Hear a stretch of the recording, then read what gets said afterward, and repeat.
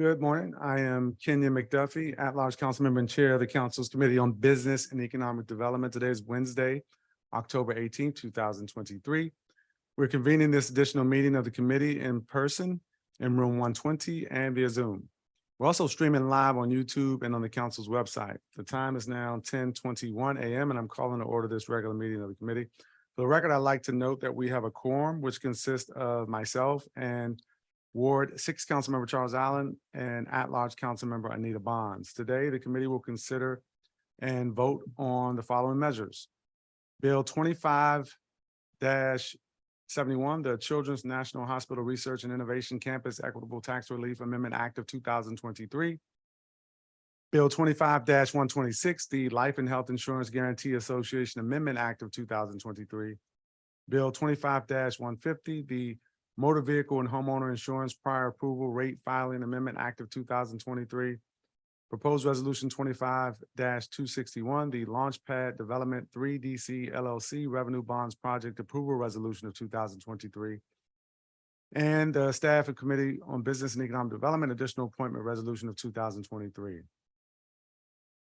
I introduced B25-71, the Children's National Hospital Research and Innovation Campus Equitable Tax Relief Amendment Act of 2023 on January 26, 2023, and the bill was referred to the committee on February 7th of this year. The committee held a public hearing on May 15th, 2023. The purpose of Bill 25-71 is to amend the CBE requirements, the Certified Business Enterprise requirements, which is a condition of the real property tax exemption provided in 2020 to Children's National Hospital to support the redevelopment of the Research and Innovation Campus located at lots 824 and 826 in square 2950. The original tax exemption required Children's to meet 35% CBE subcontracting spend requirements on an annual basis. This bill changes the annual spend goal to a project-based goal, giving Children's more flexibility in the construction of the campus without lowering the overall subcontracting spend requirement. The bill also changes the enforcement provision for penalties in the event the spend goal is not met. All of these changes are supported by the Department of Small Local Business Development and consistent with the 2 rounds of emergency and temporary legislation addressing the same issue passed by the council in the prior and current council periods. The committee print mirrors the language in the most recent temporary legislation passed by the council. Is there any discussion? Hearing none, I move the draft committee report in print with leave for staff to make technical, editorial, and conforming changes. All those in favor, please signify by saying aye. Aye. Any opposed? The ayes have it unanimously with the members present and voting. The measure is approved. Next measure is Bill 25-126, which was introduced on February 8th, 2023 by Chairman Mendelson at the request of the mayor. The chairman referred the bill to the Committee on Business and Economic Development on February 21st of this year, and the committee held a public hearing on the bill on June 28th, 2023. The purpose of Bill 25-126 is to strengthen the district's Life and Health Insurance Guarantee Association's authority to address potential insolvencies with long-term health insurance carriers under its purview. The bill does this by expanding the membership of the association to include HMOs, broadening the base of insurers subject to assessment in the event of an insolvency from just health insurers to both health and life insurers, reforming the insolvency provisions governing HMOs and other related changes. These changes include those recommended by the National Association of Insurance Commissioners through model legislation enacted by most other states. The committee received testimony describing how fragile the long-term health insurance market has proved, including the impact of a relatively recent high-profile insolvency. These reforms also reflect the shift in the types of carriers that now offer these policies and enact a more balanced approach of how different types of insurers will share in the future assessments after an insolvency. The committee print made no substantive changes to the introduced version of this bill. Is there any discussion?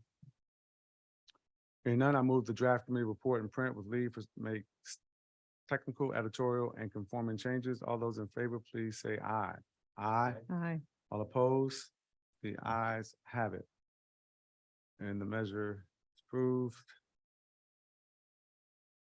The next bill is Bill 25-150, which was introduced on February 23rd, 2023 by Chairman Mendelson at the request of the mayor.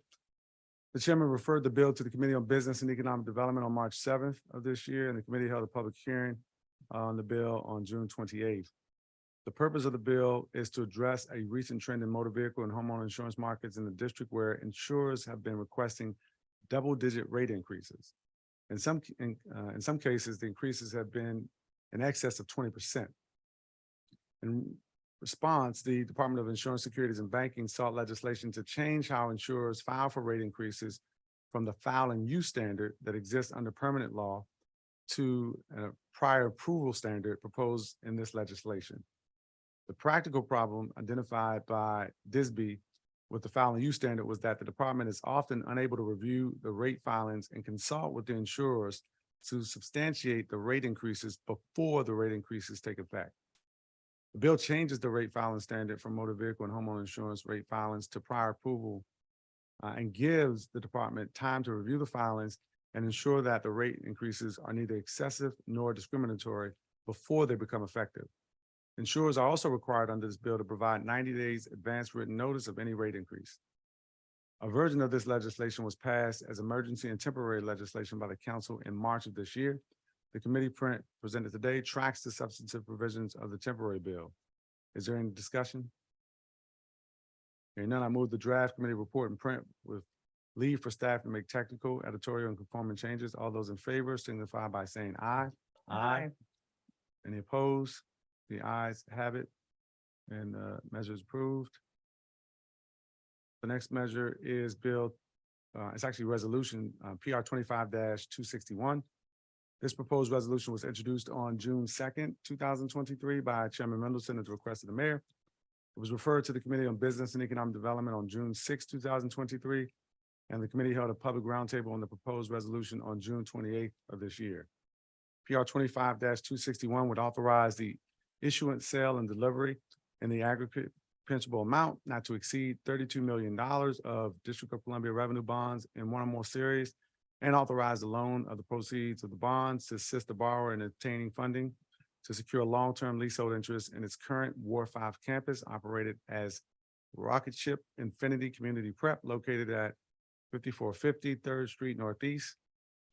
This is one of 3 schools operated in the district by Rocket Ship Public Schools, DC. The committee received testimony and support from the executive indicating that this project satisfies the requirements of Section 490 of the District of Columbia Home Rule Act. Is there any discussion? Hearing none, I move the draft committee report in print with leave for staff to make technical, editorial, and conforming changes. All those in favor, please say aye. Aye. Aye. All opposed? The ayes have it, and the measure passes. Finally, we're going to do pursuant to Council Rule 226 as chairperson of the Committee on Business and Economic Development. I offer the staff of the Committee on Business and Economic Development additional appointment resolution of 2023 to appoint additional committee staff for council period 25. Is there any discussion? Hearing none, I move the draft resolution with leave for staff to make technical and conforming changes. All those in favor, please say aye. Aye. Any opposed? The ayes have it unanimously of the members present and voting. The measure is approved. This concludes the regular meeting of the committee. There being no further business, the time is now 10:29 a.m.